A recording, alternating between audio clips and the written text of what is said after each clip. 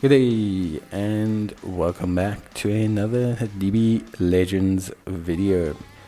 In this video we're going to be taking a look at the hard difficulty of the full power battle.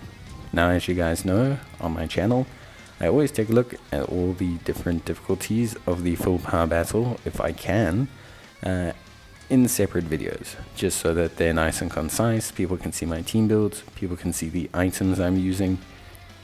Now, for this attempt, we're not going to be changing the team from the normal difficulty or from the guide video.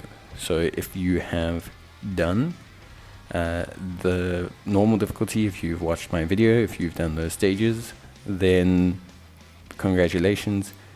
You don't need to worry too much. You have a pretty good idea of how to take on the stage. If you haven't, I do leave them in the top right hand corner. You can go through all the bits of detail I provide in those videos and in this one to better take on the event. Now, the big difference between hard and normal is traditionally the health of the boss. The boss gains quite substantially more health. For example, you'll have 46 bars of health. I use the 46 because it's a bit easier to use than like the whole millions and everything. But you go from around 40 bars of health to 73, which is obviously quite a sizable increase. So what this means is you may have to cycle through the boss shield phase at least twice. For me, it was 3 times. What I can suggest to you is obviously to prioritize that phase. Get yourself really familiar with managing that phase. The bosses in full power battle never traditionally do huge damage outside of their AoE burst. They don't traditionally do huge big numbers. They don't throw down like these big huge singular attacks that usually they can hurt you when they get onto you, and they will hurt your allies, but traditionally it's not too much of an issue. The big thing is their AoE burst. These phases here, where they do these AoE attacks or these, widespread attacks, the actual burst from the shield, all of these things can do some pretty significant damage.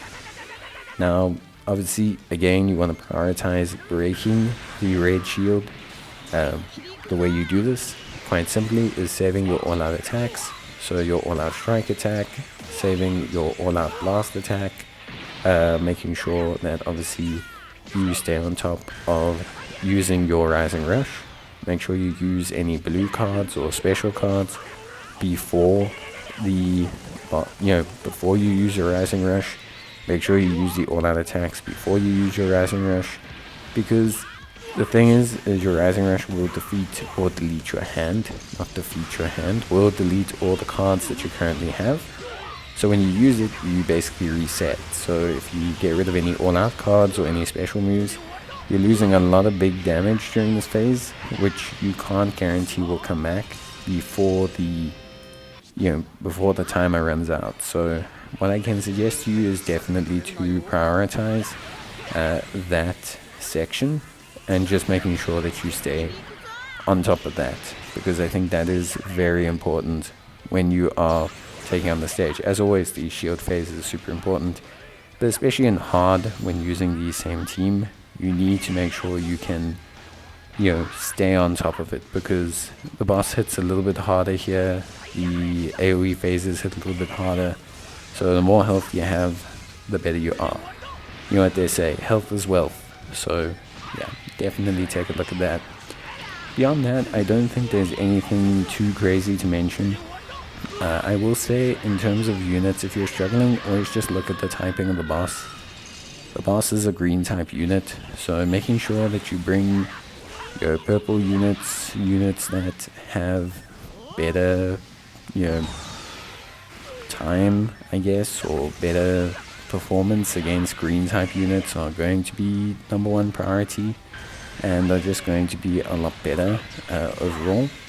So I would definitely say to you that when you are looking at taking on this event, you should prioritize that wherever possible. Beyond that though, you can defeat the boss in the red shielded phase. So that's not really anything too crazy, and I think overall just a pretty good stage, pretty good run, pretty good everything. So yeah, quite impressed and quite happy with completing it. And if you've been doing a half dimensional co-op, you should have Gohan pretty much done and Vegeta pretty much done at this point, so you can debate whether you want to do the Scream difficulty. But that's going to be it for me. Hope you guys enjoyed the video. See you next time. Bye.